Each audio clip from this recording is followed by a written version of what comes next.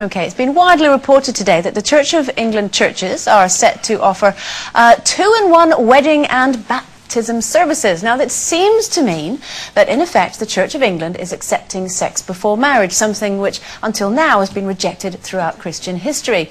The Church has declared that although sex is best saved for marriage, couples who live together and have children without a wedding will no longer have to repent. It would seem that the Church is making a move towards acknowledging the ever-changing modern world. But what do we think? Does this surprise us? Are you surprised they're allowing this to happen? Well, I mean, I totally applaud the Christian faith for trying to bring, you know, the family unit back into the church. But what I am confused about is the Bible now. So what happens if somebody just got, hang on, let's just rip that page out now? Because this is 2,000 years of tradition and Christianity. So I am a little bit confused who's making the decisions that you can just tear pages out of the Bible now. Do you support the decision?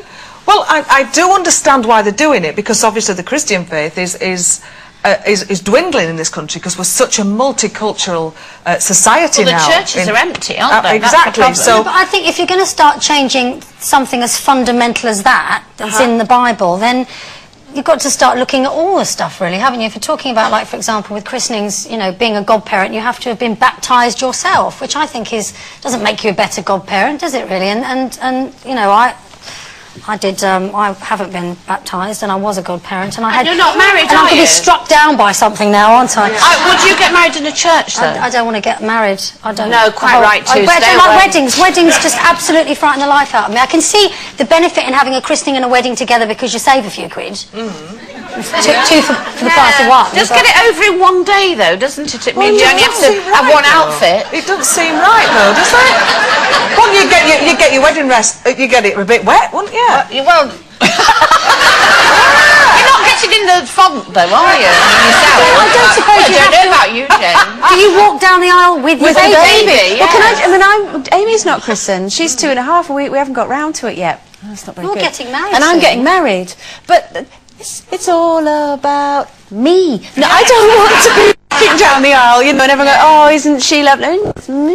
It's your wedding day. Both in white dresses. Yeah. See, I don't really understand what it is. She was a then. child Is bride, it no. like you get married, and then, can you hang on a second, let's nip over to the font and christen whatever kids nearby, and then go back and finish the wedding? Does it work like that? I don't know. Well, yeah, you've been tagging funerals on the end of it. Yeah, you know. That's it, isn't it? What is it? Hatch, match, and dispatch. Yeah. You'd have it all in one bit, wouldn't you, really? All for the price of the Got wedding. that? Obviously, you know, we're talking about, you mentioned, you know, 2,000 years of history, times of changing, things are moving on.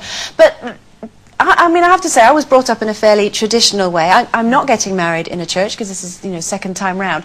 But, and first time I didn't, because I had this sort of dream of getting married outside in the sunshine and this sort of thing. But despite that, I had a fairly traditional view of marriage. I married my first boyfriend. You know, we were together for a very long time before we consummated, you know, our You didn't have relationship. sex before marriage, then? No, we did before we got What married. if he'd have been rubbish? What? What if he'd have been rubbish? What, you mean at it?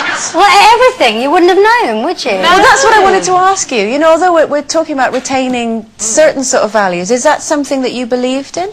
What, you mean sex before marriage? Oh, I'd like a sex anytime. You wouldn't mind it during, would you? No, I just can't remember it.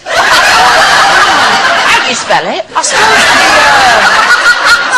I suppose what it is we've all been brought up in different. I mean, my mother's day and my grandmother's day, you did marry your sort of first boyfriend, didn't you? The one that you waited for. Yeah. But I think times have changed so much now that I mean, when I was growing up, it was just that you can't have sex until you're 16 because that's the law in this country. Yeah.